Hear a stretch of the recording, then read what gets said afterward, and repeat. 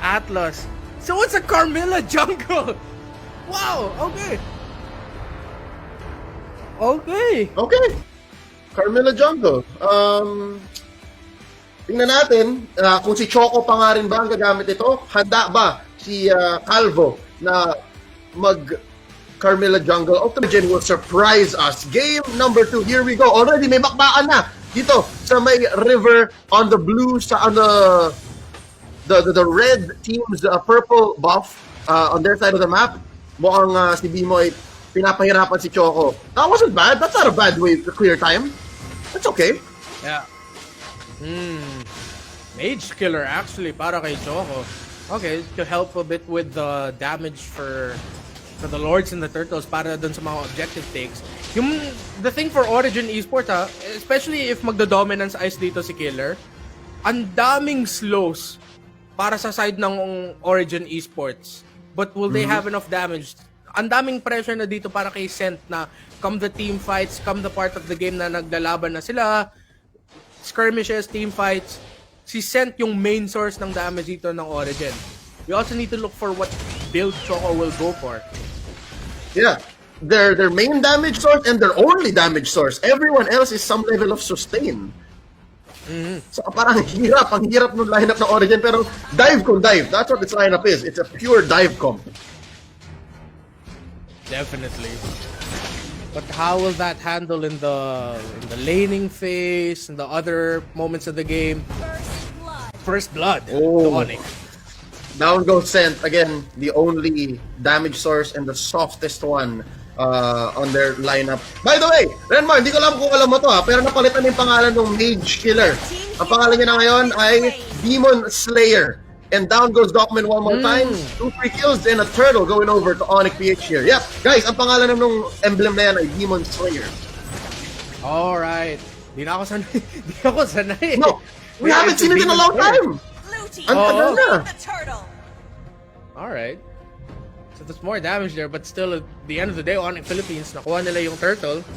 First one off the game. First blood also from them. And this is what I'm gonna be worried about here for for Origen Esports. Yeah, looking at on paper their lineup, there is sense there. It just puts too much pressure on Sent to be able to deal damage, but they have a lot of sustain and frontline. Choco will also be able to deal damage pag nakaset up si Dockman. But what about the global presence of Onic Philippines? Red team hero Yep, has been the global presence and the mobility na nakita natin ngayon. Napabagsak nila si Stent. Nag-push na sobrang bilis. Si Capascio, kinagat si Dockman. Hindi na naka-perfect match. Actually, I think Atlas got kind of buffed in the recent patch as well. It's just hard to see it right now in the face of Onic PH na sobrang seryoso, sobrang bilis gumalaw. Here's an instant replay. Alam mo, ito yung, alam mo na, hindi pa ako sanay na mag-cast ng Valentina at first Valentina game ko to i-cast. Naduling ako eh. Ba't dalawa bigla yung Atlas? Nagtataka ako, ba't naging Atlas bigla? Si Grid, alam ko Valentina yun. But then yes, Valentina takes the form and takes the ultimate. So, di lang ako sanay pagkataka no. So, ng Valentina. But now Origen has to be careful of that. Because one of their main ultimates for their team, para sa composition nila, the fatal links of the Atlas, pwede nakawan ng Onic Philippines and they'll have that setup factor na hinahanap ng Onic PH. Kasi in terms of that setup factor, without the ultimate, it's just Dilar. But now that they have the fatal links na pwede nilang nakawin, it's also Greed. Yep, and so far Greed is again taking the form of Dockman. Pero ngayon si Bimo, madedelikado. Seth gets a kill. So may konting bawi na dito ang Origen. And now, Marky, meron pa rin siyang aso. So, all the more, he's okay. He's safe now. The counter-engage. Is there enough damage here? That's Dilar. Trinchera, jumping on! Falling star move dito kay Dockman. Pinapasabukan din ni Greed. And Flicker spent already kay Dockman. That's another under 2 minutes, given na pull yourself together siya. So, naghahanap ng bawi ang Origen. Ninakawan pa, tinatry nakawan ni Choco. And there's the punish. Down goes Killer. Si Killer pala, grabe naman. It's the Uranus. What was he thinking? Si Choco, starting up the turtle. I don't know if the Carmilla's doing it, Renmar. Right now, nahirapan yung Origen Esports, but Onic Philippines might actually lose his turtle because Choco gets it. Nice steal! Retry on point. Meron ng shields ngayon ng Origen Esports. So, mas maganda na ngayon ang kanilang dive potential. It's all the more incentivized. Down goes Marky. Dito sila malakas. Dito malakas ang Origen kapag sinabi nilang pasok tayo. Walang makakapigil. Dilar, skill looking low. Going away. Greed buying some time. Here comes Hatred. Papasok. Coming down from the Finch boys. And there's the falling Star Moon still off of cooldown. All they needed was the Tempest of Blades. At nabawi pa nila. Origen Esports, not the time to engage. Not like this. Yeah. Counterplayed by Onic PH. Top lane getting cut there somewhat. But this is the strength that we're seeing in Origen. Yes, right now, their lineup looks weird to us. Pero ang kunat ng lineup nila, there's a lot of sustain. You have heals coming in from the Rafaela. You have the Uranus being able to heal himself. Dogman with the as a tank, naturally he will be tanky. Of course, Choco as well. So, with all that tankiness, and again, ang daming slow sa side ng Origen Esports. You have the slow from the first skill of the Rafaela. Choco, just all his skills naturally have slows as well.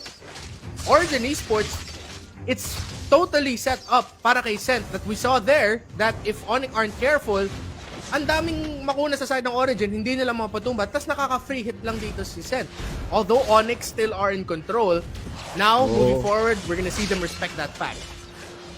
Yep, sobrang all-in lang talaga ng Origen Esports. So, kailangan din umanap ng timing at mag-desisyon na ito yung engage natin. Fatal Links here, catches one. Ito na ang bawi. Oh! It's working! Redmar, it's happening! Ang daming nawala sa ito, Onic. It's a 3-for-1 so far. Hatred taken down. Si Bimo.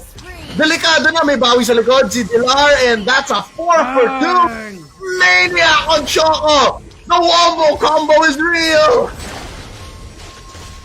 Kakasabi ko lang, the Origen Esports lineup, when it works like that. Sent, baka maputuba dito, just forced him back. But that is a massive swing for Origen Esports. Onic Philippines have to be careful with things like that. Dogman, good call. Forcing the flicker, going in with the ultimate, setting things up, everything for Origen Esports. Onic Philippines, pagkatapos ng Fatal Links, wala na sila magawa. They just all fell down one by one. Finish na, kahit na dalawa lang ang tinamaan ng Fatal Links. I knew it was strong, I knew it was good. I didn't think it was this good. Kamuntian na yun maging wipeout. So again, Origen Esports back on the table, back on the board. They have to consider Onic. I'm talking about Onic. They have to respect the damage and the engagement that Origen Esports is putting on the table. In real time though, tingnan natin, in real time, mukhang may engagement na naman na nangyari sa mid. And so far, valid target na ng Heart Guard, si Dilar. So they might have to consider that. They might have to think about it like that. Oh! Ang lalim! Ni Marky Capasio, Choco! Threatening a kill, and he gets punished for going a little too deep. Shut down dito mula kay Hatred. And Falling Star Moon charge up. Cancelled. Kinasayaw-sayawan dito si Dogman. So far, I think Onic is back in the driver's seat. Pero 2K gold lead na lang sila. Marky, it looks like sakripisyo yung ginawa niya doon. Yes, it turned the focus of Origen Esports na depensahan na nila yung bottom lane, which opened up the kill onto Choco and the tower break para sa Onic Philippines doon sa mid lane. So now Onic Philippines, knowing that, okay, ganito yung lineup na kalaban natin, nagsis-space out na sila ng mapa. They're showing up more of that old banana split style that we know them to have.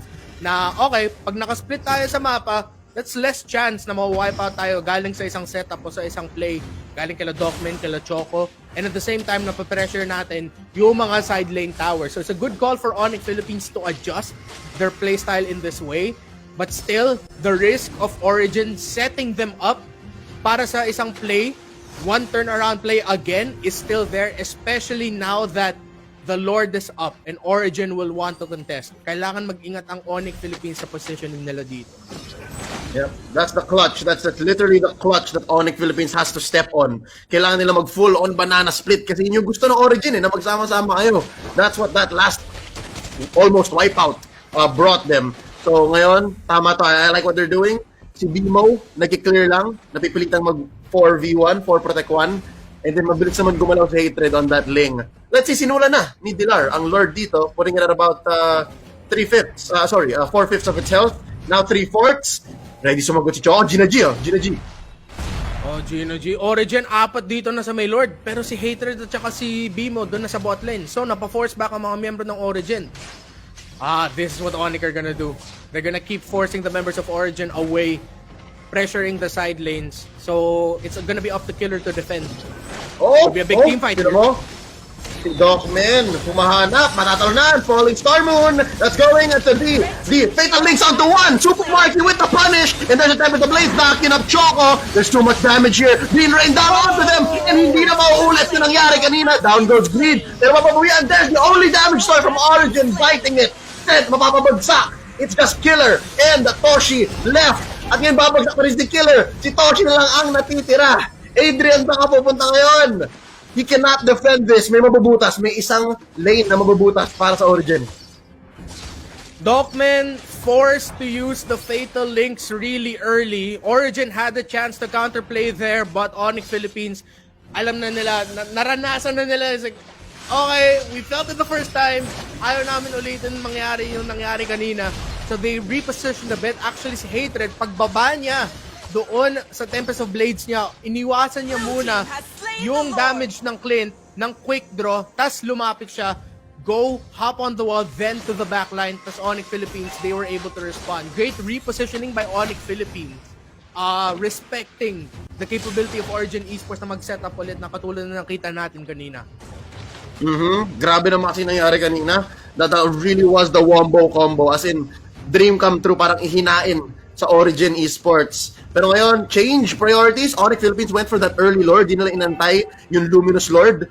So, I think ipapaubayan nila dito sa Lord sa bottom lane para mabutas ang bot lane. So, Toshi did not have to think about that. Did not have to deal with it as this cost for Rafaela. Pero mabuhulis nila dito. May taling sa isa. That's a pick-off onto Hatred. Wow! And that is bad. They could have used that lane para maka-split push sila, either to take down more of the towers in the mid lane, add more pressure to the top lane. Tignan natin kung makakabasag di... Oh, okay, Marky able to break down the mid lane tower. Let's see kung makakakuha pa ng toro dito ang Onic PH. Synchronized push ang ginagawa nila sa top lane. Si Bimo ang nag-aalaga dun sa second tier turret and that wave. And so far, inhibitors na lang natitira. So, Onic PH, they're taking their time. Naintindihan lang na ibang game na to. Iba na yung dynamics. Kapag pinilit natin masyado, we're gonna get punished hard.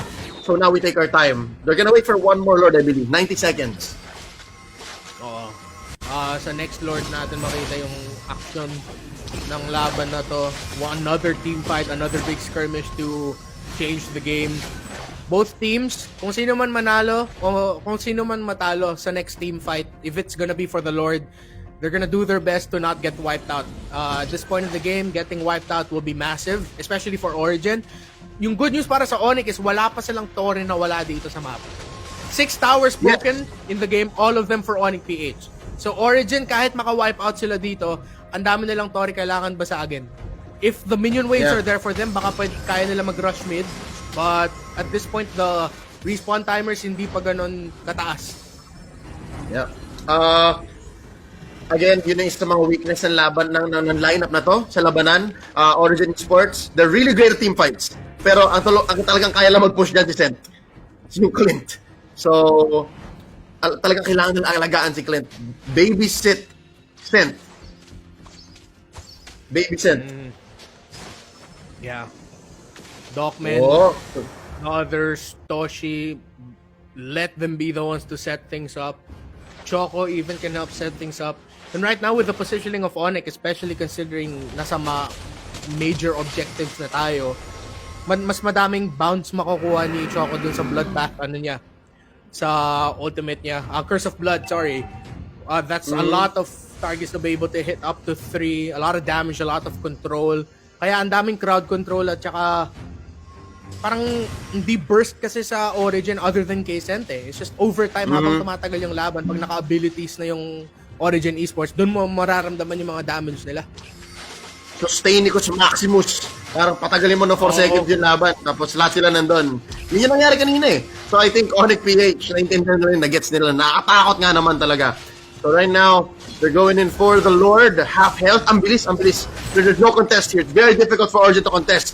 Unless pilitin ito Docmen, not gonna happen. There's an engage up top though, papasukin ng tatlo. And there you go, Heart Guard. Cancelled, not just yet. Sabi ni Dilar, wag muna. Tol, okay lang. Kakagatin dito si Killer. Mark deals so much damage. Greed, a little too forward. He's okay. Libre ang pagkuha ng Lord dito. Second Lord for Onic PH.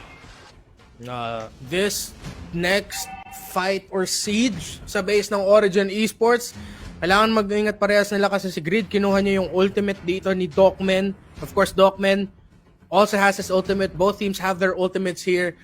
Origen, sa lineup na to, they can actually be terrifying to defend against. Kung hindi mag-ingat ang Onic Philippines sa position nila, tatlo, baka apat, mga huli sa kanila. Tapos pagkatapos nun, Origen will be able to clean up house and be able to defend, maybe even push deep into the inhibitors of Onic Philippines.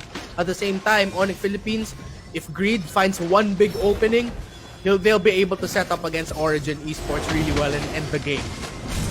Oh, there you go, finally. Nabutas ang bot lane and there's a fatal links by Greed. Pero mukhang siya pa yata mapapasama. Walang follow through doon. Maganda yung engagement, maganda yung threat of activation. Pero hindi nila na-sink in. Ngayon sabi ni Docmen, panoorin mo, ako naman ang gagawa! That's a 2 for none so far! Onic PH suffering major losses. They took down inhibitor, down bot, but at what cost? At the life of Marky and Baloy. Oh man, I'm not sure what happened there para sa Onic Philippines. Kung si Marky nandun, siguro makakapag-damage dun si Marky and be able to help take down members of Origen. Or maybe hindi lang nakita ni Greed na medyo malayo yung mga miyembro ng team niya. This is bad for Onic PH. Makakapag-depensa pa sila, but this is more control for Origen. Yep, here we go. Heart Guard on to Dilarski, Trinchera, Exerio combo. Tingnan natin, can Hatred finish the job? Diving into Scent. Can they do it? Can they finish it? There's a Tempest of Blades. Greed taken down Scent. And the damage is real. Hatred taken down Docmen. Saka pupunta Choco. Kina-chase dito ng Onic PH. And finally, that's going to be the Carmilla taken down. 3 for none ang palitan. And Onic PH can smell blood. Isa pa! Isa pa, sabi ni Sergio, papajungin pa kita dito. Hey, J-Lord, Hatred, let's do it one more time. Pero walang minions. Here we go, late yung wave. But finally, mabubutas ang mid inhibitor ng Origen. Oh, sa pangagat, they're not done. Actually, you know what? They might actually be done. They might finish right here. Marky Capascio focusing down onto the base. And that's gonna be a 2-0 sweep for Onic Philippines. After what looked like an error from the side of Onic Philippines, sabi nila, okay, sorry about that. Let's run back one more time. And just when we thought Origen Esports kontrolado na nila yung map,